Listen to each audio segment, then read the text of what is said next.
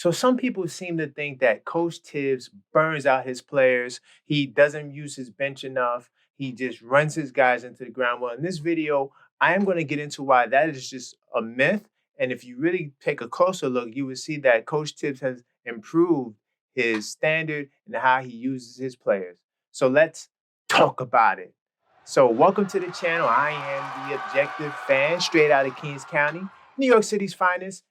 You know the vibe. And before we get started off the rip, why don't you subscribe if you hadn't already, hit the bell icon so you get all your notifications, and then like the video so more cool Knicks fans can watch this video. But we're going to talk about Coach Tibbs, man. I don't understand. Well, I know why he has the stigma. I mean, the Chicago days, they felt like he ran Derrick Rose, and he's the main reason why Derrick Rose's career didn't pan out. And a lot of those guys' careers sort of burnt out because they were just running too hard. I actually did a video on the anonymous poll that was ran by some writers for The Athletic, and it was talking about how Coach Tibbs is the least desired coach when players were asked about coaches that weren't their active coach. And Tibbs had like 43% of the nod. Check that video out. That was a great video. But I think that adds to this false sense of an illusion that Coach Tibbs runs this guy into the ground. First of all, let me start here. The Knicks are the most healthiest team. Now, see, shout out to NBA University. To get this info is very easy. You could go to Sports Track, but this person took the liberty to, make it into a simple list for us to look at, right? You got Sacramento, 54 games, Atlanta, 102. So the Knicks is third in terms of if you calculate health based on players missing games. The Knicks had the third least amount of games missed by injured players. So that would make them amongst the most healthiest teams. So how do we run this narrative that Coach Tibbs is burning out his guys? I just need you to make sense of that, right? I mean, the numbers don't lie. Now look at some of the most unhealthiest teams. You got OKC, Charlotte, Orlando. Maybe these are why these teams definitely didn't have success, though Orlando did come on late last year. Portland, another team. But look at Miami. Miami is another team that was riddled by injuries. I also did a video on the 9-man rotation and how valuable that rotation was, and the fact that the Knicks' record improved. We started the season last year 10-13, and then we finished the season, 37-22. And that was due to the 9-man rotation. Everybody's numbers jumped up, the efficiency went up, and so Tibbs going with 9 actually benefited the team more than it hurt the team. Now, before I continue with the video, I have to put you on to the hottest Knick merch store. See, I got it on right here. This is one of my I Bleed Orange and Blue t-shirts, right? I'll throw some images up so you can see, but definitely get your custom shirts. These shirts go nice with your Knicks hat. I ain't got my hat on this video because my hair looks really good. But, stay sharp. We got the season coming up. You can buy some of my I Bleed Orange and Blue t-shirts exclusively on shop.theobjectiveknicksfan.com. Now let's get back into the video. I want to touch on part of the reason why we had such a great season in terms of player health is the Knicks always had one of the most premier training staffs in basketball. They actually lost a key member to their staff, Erwin Valencia. He's the guy that was helped Julius Randle play hurt in the playoffs, and some of you guys bash Randle and he didn't play well. I'm gonna get to that. But this guy was one of the key guys to the staff. Yeah, he became the physical therapist in 2019, and he was a key part of the training staff. But he's not the only guy. They got a nice staff. So that's one of the reasons why the Knicks, were healthy. I mean, you can't burn your guys out when your guys are healthy and ready to go. Let's pull up Tibbs' profile. I mean, Tibbs, his success as a coach is just goes without saying. If you look at his regular season record, he played 834 games, and he's above 500, 477 wins and 357 losses. He's above 500 as a Knicks head coach as well. I mean, you can do the math if you want to, but he's above 500 as a Knicks coach. His playoff record can be improved. I think that this is his third year. He can easily get this record in shape within the next couple of playoffs. But since guys are being burnt out and things of that nature, we're going to look at the 2022-2023 minutes per game stat, okay? And when you pull it up, okay, so let me see. Sorry, my big head is in the way. I try to crouch down, but okay, so let's look. Julius Randle When we're talking about minutes per game, he finished in 19th place. He's the leading minute guy on the team. And then Jalen Brunson is on this list as well. It's right here. He's number 22. Okay. So get my big head out the way. So you can see it right above my head here. The next guy to have 30 minutes is RJ Barrett. But I'm gonna go to the team so we can see it better as is. So this is the team minutes here. So you see?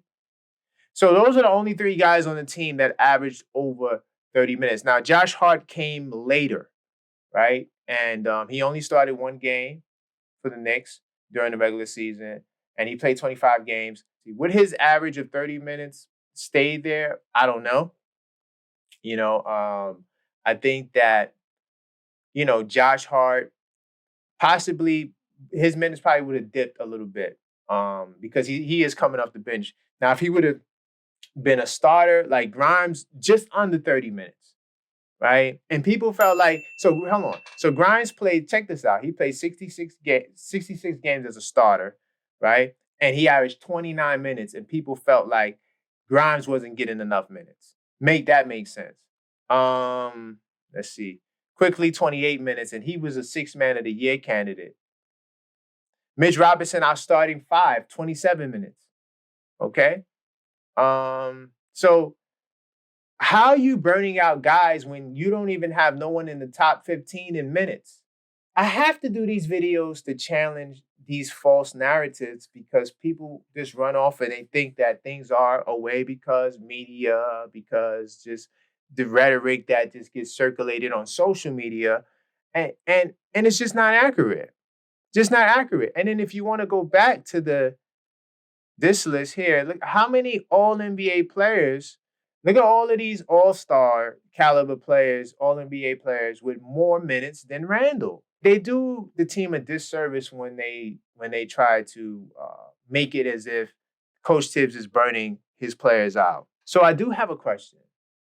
Do you honestly, based off of the information that I just showed you, do you still believe that Coach Tibbs burns out his guys?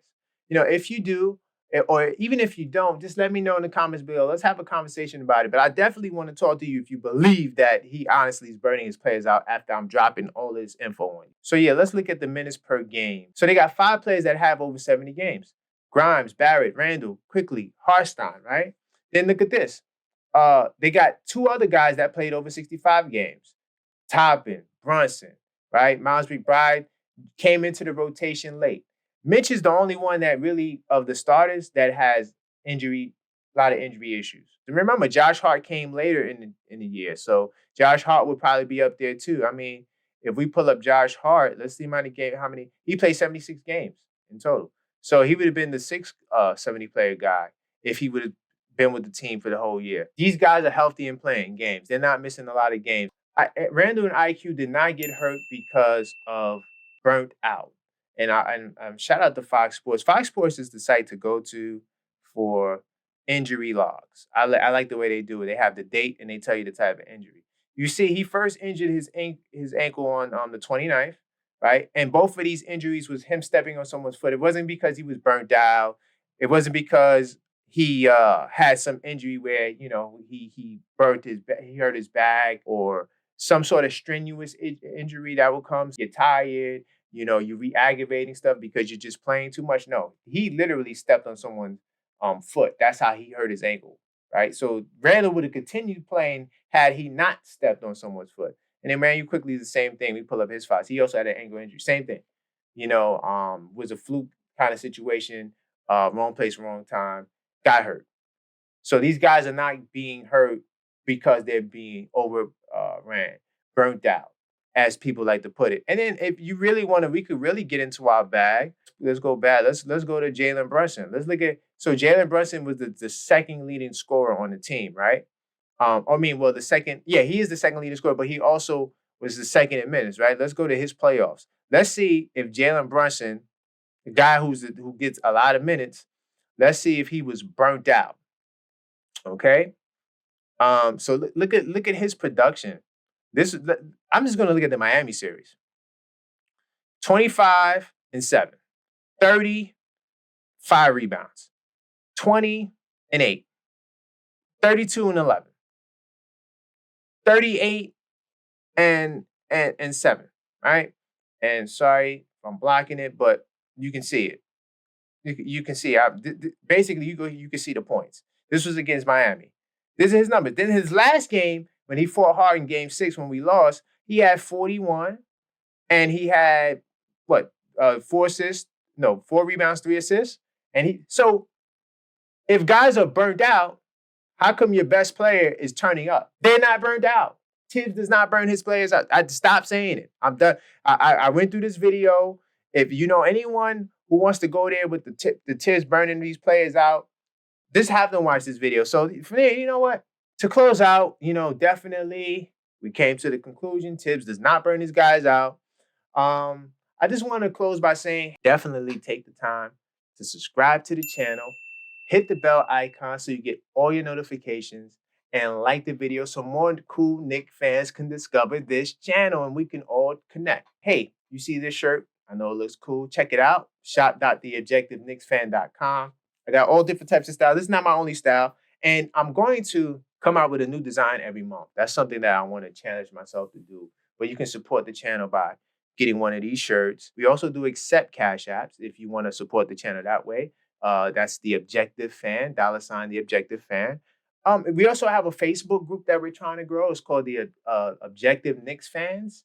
And we're getting ready to get more active with that. I'm going to have contests, giveaways, secret group lives, or not secret group lives, but I'm going to go live in the group. It's going to be really interactive. You could go there as a place to connect with more Knicks fans. And I have a podcast I'm going to be launching. I will keep you guys posted with that, and I'll give you the name and all of that. Right now, I'm tweaking those things, but I'm going to start recording those episodes. And then we're also going to be doing live shows as well, because I want to actually get in and talk to you people, good people, about certain things. And that's all for this video. So until next time, let's go Knicks.